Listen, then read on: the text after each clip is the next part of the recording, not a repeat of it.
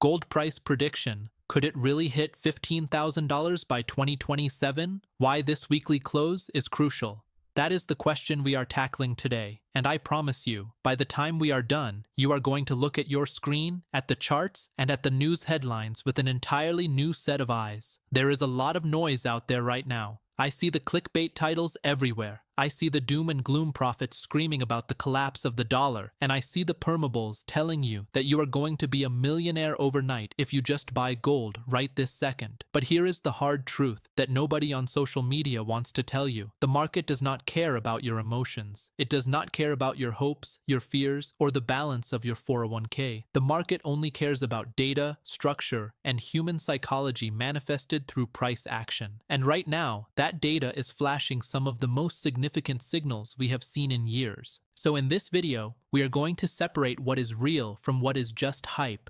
By the end, you will walk away feeling calmer, clearer, and far more confident about what you are actually buying, and more importantly, why you are buying it. Today is Sunday, February 22nd, 2026, New York time. Drop a comment below and let me know the exact day and date you are watching this from. I love seeing where and when you are tuning in. And real quick, if you appreciate content that is built from scratch, thoughtfully researched, and never copied, support the channel by subscribing and commenting Henry's Market HQ below. It helps this channel grow more than you think, and I truly appreciate it. Now, let us talk about the elephant in the room. The number $15,000 per ounce of gold. If you have been anywhere near financial social media over the past 72 hours, you have seen that number. It is inflammatory, it is exciting, and frankly, it sounds absurd. And you know what? It should sound absurd because a price target that high, that far out, is not a trading signal, it is a conversation starter. But here is the twist. Underneath that sensational headline, there is actually some very real, very compelling technical and macroeconomic data beginning to align. And that alignment is happening right now, this week, as we speak. We are watching a weekly close that could very well define the trend of gold for the next 18 to 24 months. This is not about guessing. This is about reading the footprints that the institutional money leaves behind. Because let me ask you a question. Who do you think moves the price of gold? Is it the retail trader buying a fraction of an ounce on their phone app? No, it is the central banks. It is the massive hedge funds. It is the family offices managing billions of dollars that need to preserve wealth across decades. Those players do not wake up one morning and decide to buy gold because they saw a tweet. They move based on structural shifts in the global economy. They move based on interest rate expectations, currency debasement rates, and geopolitical realignment. And right now, those structural factors are creating a perfect storm. But before we get lost in the macroeconomics, we have to start with the one thing that tells the truth every single time: the chart. Price discounts everything. It discounts the news you read this morning. It discounts the inflation report from last month. It discounts the wars you see on television and the peace treaties you do not. All of that information flows down into one single stream of data, the price. And on the weekly chart, that price is currently attempting to do something it has only done a handful of times in the last 50 years. It is attempting to break out of a multi-year consolidation pattern that has trapped investors in a range between roughly $1,600 and $2,100. We have been stuck in this zone since the pandemic stimulus inflated the market back in 2020. For 5 years, gold has been coiling. It has been building tension. And in the world of technical analysis, the longer the base, the bigger the move. A 5-year base is not something you see every day. That is a generational accumulation zone. That is the big money slowly, quietly, and patiently stacking shares, or in this case, ounces, while the public loses interest because the price is not moving fast enough. And now, we are at the edge. We are looking at a weekly close that could confirm a breakout above that 5-year range. If we close this week above a certain threshold, and I will get into the specific numbers in just a moment, it triggers a technical signal that algorithms and institutional risk models have to respect. It is not a maybe. It is not a feel-good buy signal. It is a mechanical trigger that forces money off the sidelines and into the market. That is the power of the weekly close. It resets the playing field for the next week, the next month, and the next quarter. So when you hear the $15,000 number, you have to understand that it is not a straight line from here to there. It is a series of steps. This weekly close is step number 1. And if step number 1 fails, the conversation changes entirely. That is what we are going to break down today. But let me pause here and give you a real hook to hold on to, because I want you to understand the stakes. Imagine you are standing on a train platform. You have been waiting for hours. You are tired, you are bored, and you are starting to doubt whether the train is ever coming. That is the gold market for the last 5 years. It has been a boring, sideways, frustrating platform to stand on. But now, in the distance, you see the headlights. You feel the rumble in the tracks. The train is arriving.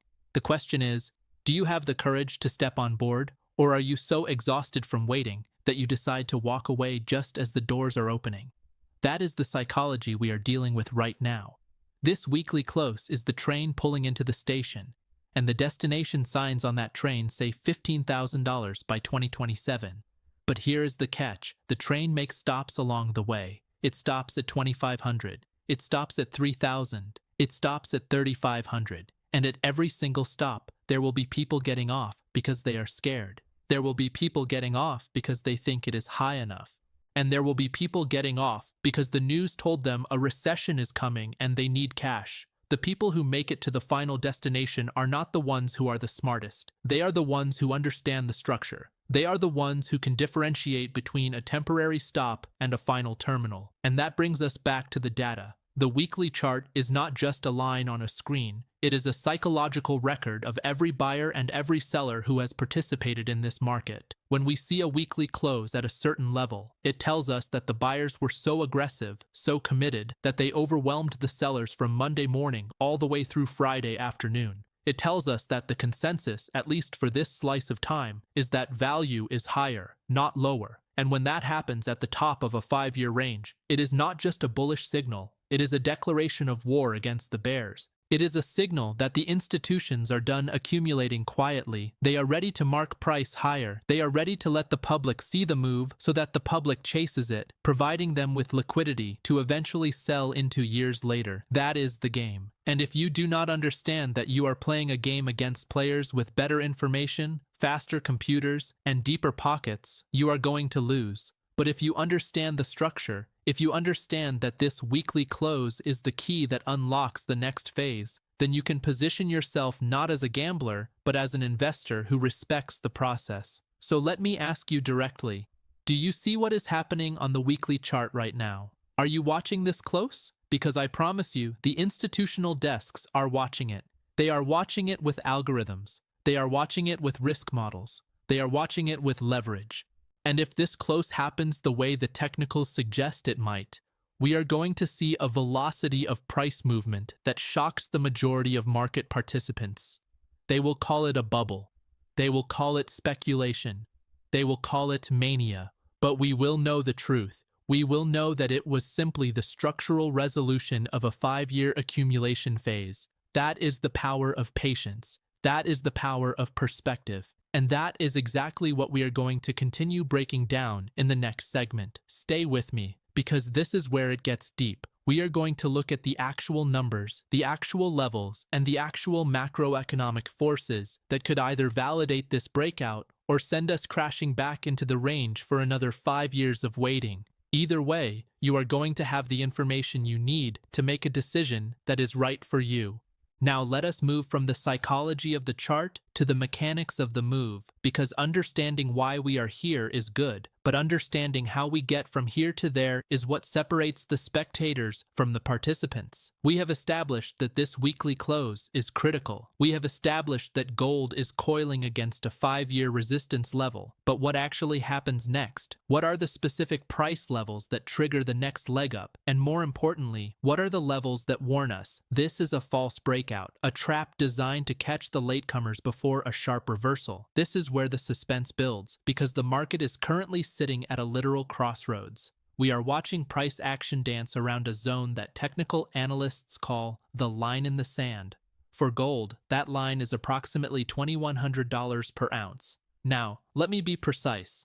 The all-time high, the absolute peak that gold touched during the initial pandemic chaos, and then again in late 2023 and early 2024, sits just above $2,100. Specifically, we have seen wicks up to around $2,140, $2,150, But a wick is not a close. A wick is a rejection. A wick is the market saying, we tried to go higher, but the sellers were waiting there, and they beat us back down. A weekly close, however, is a completely different animal. When we close a week above that 2100 level, above the previous all-time highs, it means that the buyers absorbed every single seller from that entire 7-day period. It means that the selling pressure, which has been building for 5 years, was finally exhausted. And when selling pressure is exhausted, price does not just go up a little bit, it accelerates, it gaps, it runs, stops. It creates what traders call a vertical move.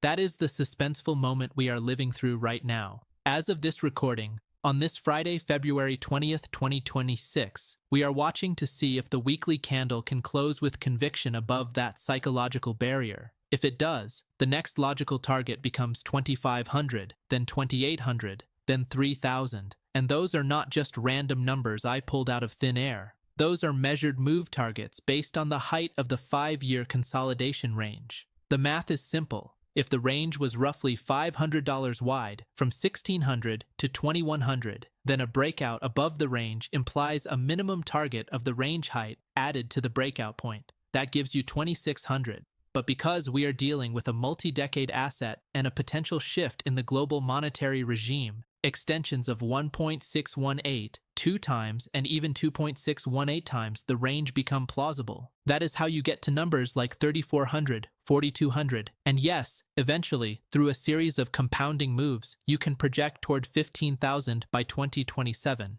But here is where we have to be brutally honest with ourselves. Projecting $15,000 per ounce of gold requires more than just a technical breakout. It requires a fundamental revaluation of what money actually is. It requires a collapse in confidence in paper currencies, specifically the US dollar. It requires central banks to continue buying gold at a pace we have never seen before, not just diversifying reserves, but actively fleeing from their own currencies. And if you look at the data from the last 18 months, that is exactly what has been happening. The central banks of China, Russia, India, and Turkey have been accumulating gold at a rate that rivals the 1970s, the last great bull market in gold, when the price went from $35 to $850. But here is the detail that most analysts miss. The central banks are not buying gold because they think it is going to go up in price.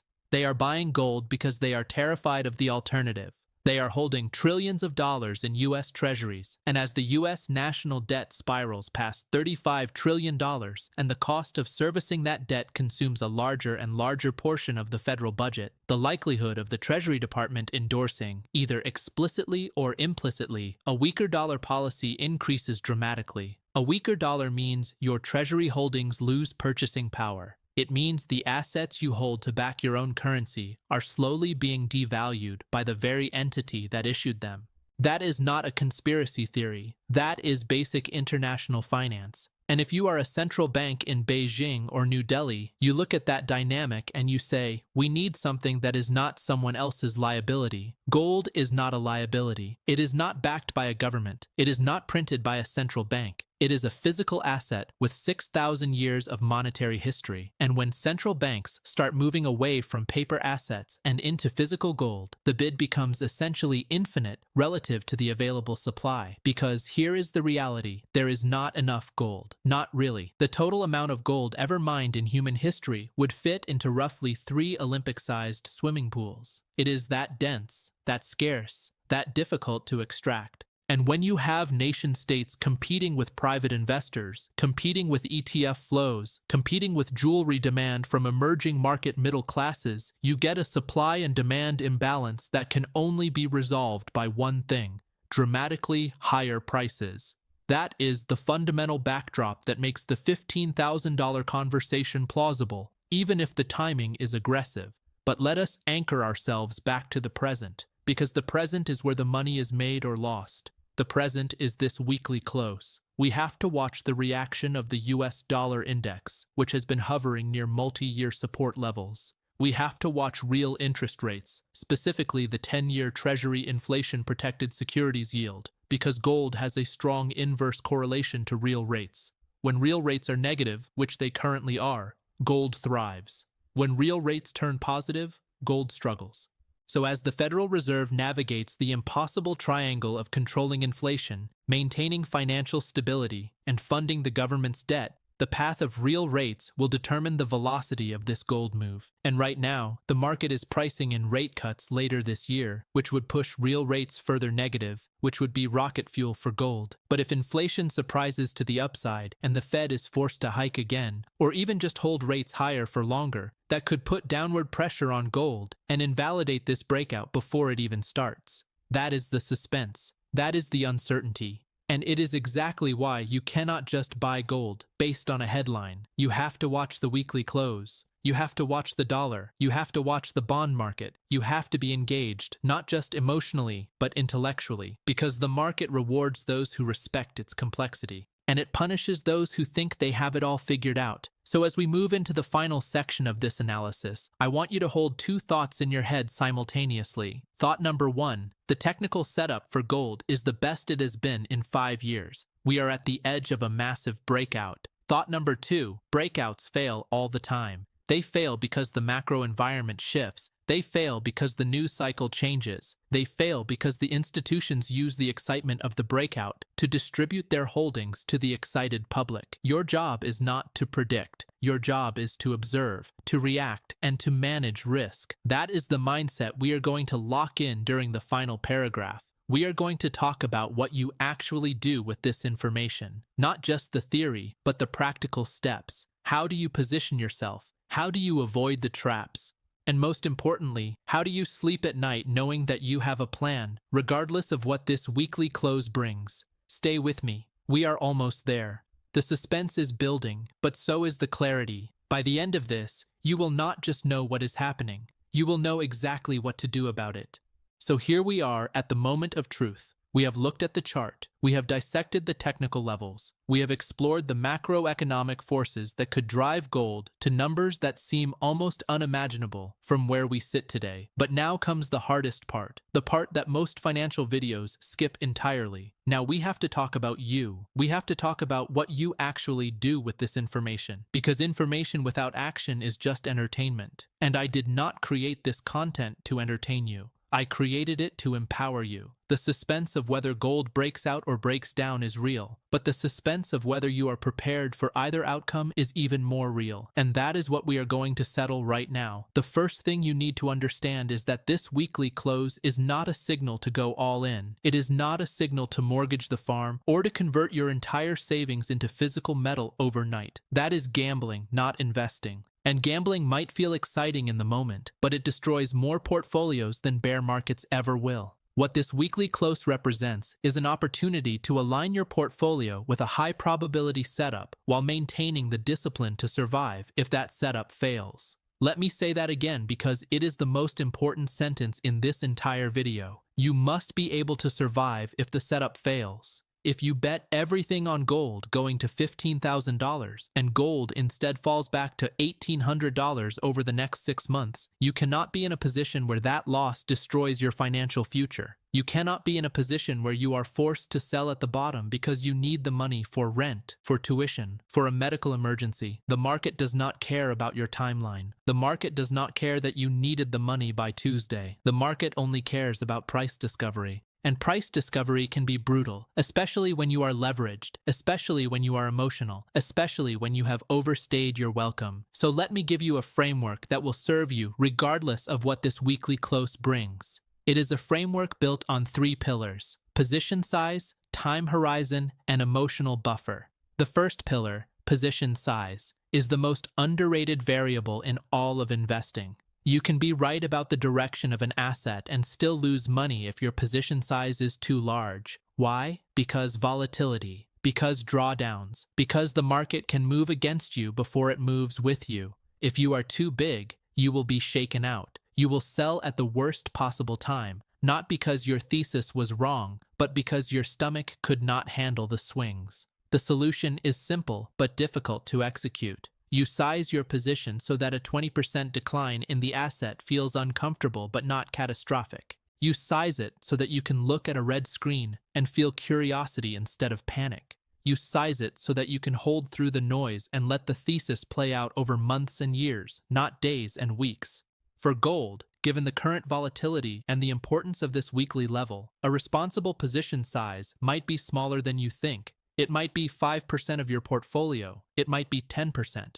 But it is almost certainly not 50%. It is almost certainly not your entire net worth. Protect yourself from yourself. That is the first rule. The second pillar is time horizon. When you buy gold based on a weekly breakout, you are not trading for tomorrow. You are not trading for next week. You are investing for the next phase of the macro cycle. And macro cycles do not complete in a matter of days. They take years. They take patience. They take the ability to ignore the headlines that will inevitably scream gold crash every time the price dips $50. If you cannot hold for at least 12 to 24 months, you should not buy based on this setup. You should trade something with a shorter time horizon that matches your temperament. There is no shame in being a short-term trader, but there is shame in lying to yourself about what you are. Be honest. Are you an investor or are you a gambler? Are you willing to wait or do you need action right now? Answer that question honestly before you click the buy button. The third pillar is emotional buffer. This is the one nobody talks about because it is not quantifiable. It is not on the chart, but it is the difference between success and failure more often than any technical indicator. Emotional buffer means having a life outside of the market. It means having income that does not depend on your portfolio. It means having relationships, hobbies, and purpose that are completely disconnected from the price of gold. When your entire sense of self-worth is tied to the daily fluctuations of your net worth, you will make terrible decisions. You will sell at bottoms out of fear. You will buy at tops out of greed. You will chase, you will panic, and you will underperform. But when you have an emotional buffer, when you have stability in your life, regardless of what the market does, you can think clearly, you can act rationally, you can buy when others are selling and sell when others are buying. Not because you are smarter, but because you are calmer. And calmness in the face of volatility is the rarest and most valuable asset in all of investing. So as you watch this weekly close, as you watch the price action unfold, I want you to ask yourself one question. Am I calm? If the answer is no, if you feel anxious, if you feel desperate, if you feel like you need this trade to work because your financial situation depends on it, then step back. Do not trade. Do not invest. Wait until you are calm. Wait until you have saved more money, paid down more debt, or built more stability in your life. The market will still be here. The opportunities will still be here. Gold will still have its day. But you have to be here too, and you have to be here with a clear mind and a steady hand. Now let me bring this back to the $15,000 question, because I know it is still on your mind. Could gold really hit $15,000 by 2027? Yes, it could. The math supports it. The macro supports it. The technicals are aligning to support it. But could it also fail to do so? Absolutely. Could we break out this week, run to 2,500, and then stall for another 2 years? That is not just possible. It is probable. Markets do not move in straight lines. They move in waves, in cycles, in breaths and exhales. The path to $15,000, if it happens at all, will be filled with pullbacks, corrections, and moments where you question everything. The people who make it to the destination are not the ones who avoid those moments. They are the ones who endure them. They are the ones who understand that volatility is not risk. Risk is permanent loss of capital. Volatility is just the price of admission. And right now, the price of admission is watching this weekly close with patience, with discipline, and with a plan. So let me leave you with this final thought. The price of gold is not what matters most. What matters most is the price of your freedom. What matters most is your ability to make decisions based on your own analysis, your own values, and your own timeline, not based on the noise of the crowd. If gold goes to $15,000, fantastic. It will change lives. It will create wealth. But if gold does not go to $15,000, if it stalls, if it corrects, if it falls back into the range for another 5 years, you still need to be okay. You still need to have a life that is rich in meaning, in connection, in purpose. You still need to wake up in the morning excited about the day ahead, regardless of what the screen says. That is true wealth. That is the wealth that no market can take from you. And that is the wealth I hope you are building, not just with your money, but with your time, your energy, and your attention. If you are benefiting from our topics, please subscribe, like, and turn on the bell notification so you can see our new videos early. This channel exists because of you, because of your comments, your questions, and your hunger for clarity in a world that profits from confusion. I read every comment, I see every date stamp, and I am genuinely grateful that you chose to spend this time with me today. Now go out there, watch the weekly close, stay calm, stay disciplined, and remember that the market is just a tool. It is not your master. It is not your identity. It is just a tool for building the life you actually want. Use it wisely. I will see you in the next video.